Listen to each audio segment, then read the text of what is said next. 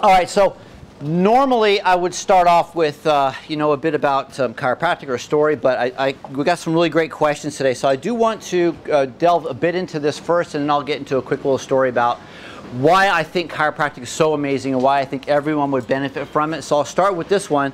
Do I offer any services other than adjustments? Yes, we have massage therapy in the office, and because I am a science guy, I like helping people with things like nutrition and exercise, and also how to think really well, because thoughts are just as important when it comes to that whole health picture as what you eat and how you move. So it's a big component of what I do in the office. So I do make recommendations for people on supplementation. I'm not a we have to be very careful when it comes to how we approach our health, because people will ask me all the time, Doc, what supplement do I take for this? Well, that's really more along the lines of a natural pharmacologist, somebody who's treating a condition with something. Now, I don't consider myself a natural pharmacologist, because I would rather people just attain health the best that they can, and there's a certain number of steps to follow to get to health first. Once you get to health, then you can start looking at the symptoms and conditions that you have and how to treat them with other things naturally, of course, first, and then if it's a crisis situation, maybe you do need the medical intervention. I'll talk more about that later. Do I require x-rays or do them? I do have an x-ray machine in my office. It is a high-frequency digital x-ray, so it's a lot less radiation than like old school standard x-rays from like 15 years ago even. So I'm very proud about that. We can take an image, it pops up right away. If you want to copy your image, just bring a storage device on, and we'll pop the image onto that. I recommend that everybody, if you ever have an x-ray or an MRI or a test taken, save it, okay? Because doctors are only required to keep hold of these things for 7 years in the state of California. So 8 years later, you want a record of something, they'll go, oh, sorry. It's up to you. So you should have a health record somewhere on a Google Drive or something on the cloud, so you can always access your health records at any point in time. It's just a really great idea. What degrees, certifications, license do I have? I have a driver's license. I'm sure you're like, okay. So we could start. We could start with that one. It is valid. I went through a little slice of hell just to go through that whole new driver's license process that we have to go through. Like, wow. So anyway, I digress. I got a certification as a licensed massage therapist when I was in Santa Barbara. It was one of those things that chiropractic led me to do that, and I knew once I got my hands on people and I was comfortable doing it, I thought, okay, then I could do this chiropractic stuff. So I did massage to kind of help me get through school, and also a way to learn.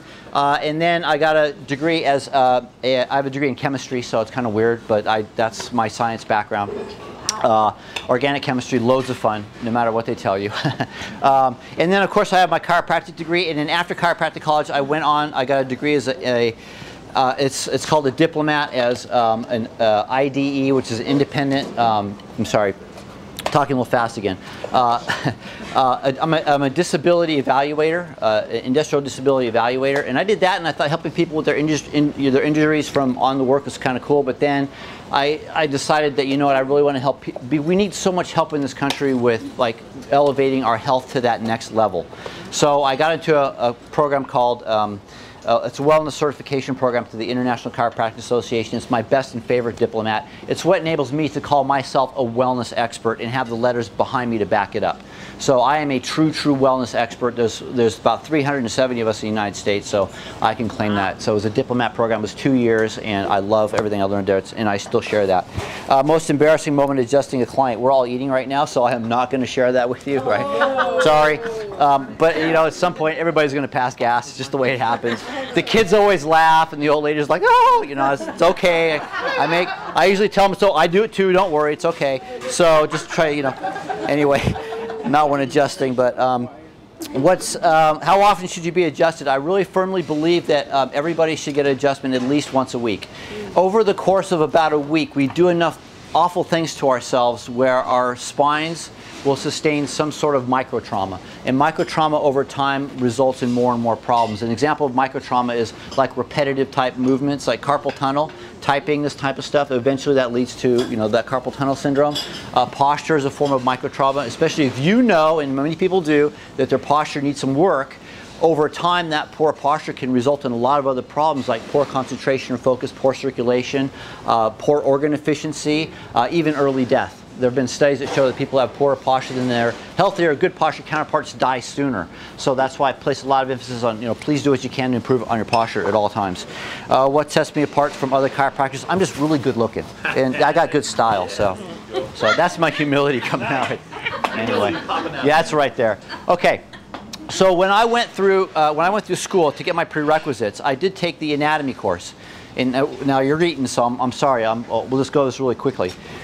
When there was a cadaver in front of us, and we had that job of dissecting and taking apart, one of the most eye-opening things that my professor said is that before you lies a body. In this body is everything that is required to live. There's a brain, there's a heart, there's lungs, there's kidneys, there's skin, there's bones, there's everything. But this body is missing something. What is it? And well, it's life, right? Well, what is life? What does that mean? It's an animated thing that exists within all things that exhibit some form of living. And when I go, okay, my mind was just blown, just that one simple statement. What makes something that's inanimate and dead different from something that's alive, and how do you measure it? What is life, and how do you like quantitatively figure out what that is? And so at that point I'm like, you know what, I really would love to figure this out.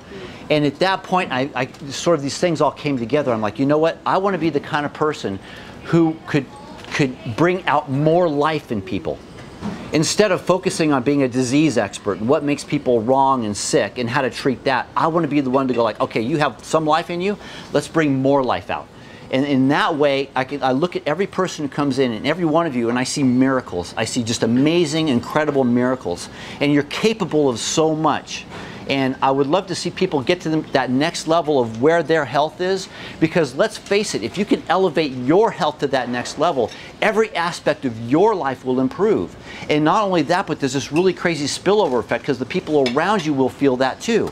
And I think there's nothing more important in our society today, where we are as Americans some of the sickest people on the planet, to do more to elevate ourselves and those around us to a greater state of health. And if we can do that, I really firmly believe we have a great country here. And I do believe we have a great country, but we need to do more. Right now, nearly 20 cents of every dollar that's spent in the United States is spent on sick care in some form. Now, I don't call it health care. I used to call it health care, but it really isn't. It's sick care. What makes the wheels of this country turn is people not being at their best health and looking for a solution that goes outside of them. And I don't want to get into the politics of it. I'm just going to stop right there. Okay. I'm getting red. So, let's see. So anyway. So I think we owe it to ourselves. We owe it to our loved ones. We owe it to our community, to our business, to do something a little bit different, to bring out just a little bit more life and a little bit more energy and a little bit more of that change. And that change is the biggest challenge. And that comes down to, and I was talking to Nancy about this, is where is the priority on creating more health for you? Because when I ask the question, who wants to be healthier, everyone raises their hands, right? Then the next question is, what are you willing to do about it? And that requires change. Right? And people don't want to change. Let's face it, you say change, most people go, no, I like where I am. It's okay. But I want to be better. It doesn't work that way. It really doesn't. You got to pick and choose your battles. And now if I said, every one of you right now, if I said, if you put another tablespoon of sugar in your mouth, you're going to die, you would suddenly have a different feeling about what goes into your mouth. And wouldn't you be a lot more careful? Well, sometimes I have to look about, the way that I view nutrition, the way I view the things we put in our body, that way. Like, I get a little kind of crazy about it, and my kids think I'm nuts, but, I do get to the point, like, you have to be very careful. Everything we put into our body fuels us. If we looked at our bodies like high-performance machines, wouldn't we want to put, like, high-quality fuel into it? So, that's one aspect of that. But then again, it comes down to anchoring that change, and that's a conscious choice and a conscious decision. Live consciously. The next thing is movement. Like, exercise is like a huge, huge part of how to elevate ourselves. That movement, to elevate that next level. And sometimes I have to encourage people at the bottom line level, just walk for 10 minutes a day. Because some people, like, that's, they can't even do that. And then when you lose the ability to walk a day, then you really appreciate how important it is, right? Just ask anybody in a hospital bed right now. 30-second wrap up. 30-second wrap up. Any questions? Any questions? I got one. Anyone? Yes. When is that seminar at your office? Okay, great question. So yeah, two things. I'm doing a workshop on September 10th. That is my my advanced spine care class. I do it once a month, and everybody here is welcome to come. Just let me know ahead of time so we can prepare for you. I do them once a month. They're great workshops. Now, last night I did the 10 hacks on how to improve your energy, focus, concentration, and productivity. It's going to be on the internet. In fact, Warren posted it. Please watch it. There's some 10 simple, really great tips, okay? So I'm getting out there. I would love to do lectures. If you have a group, an organization, people who meet together at any point, I love to come and talk. And I can talk about, I got 20 different topics to talk about. Chances are stress is my favorite one. So if you know anybody who's under stress, nobody around here, right? Yeah. So it's the big topic, and I do a really great, anywhere from 10 minute, 20 minute, 45 minute to an hour talk on stress. I love to talk about that stuff. So, September 10th, you said? What's that? You said September 10th? September 10th is the next workshop, Advanced Spine Care class, 7 p.m. My office on New Hall Ranch Road here in town. 7 p.m. You're all welcome to come. Just please let me know if you're going to make it. And then last thing, on October 10th, I'm doing a beers, brats, and bros event in my office because I kind of like that stuff. And it's a looking forward to that. Yes, yeah. We're here to sponsor Rob too and First Stone. So anyway, okay, I think that's it. Am I done? That's it. All right. Love and appreciate you all so much. Thank you very much.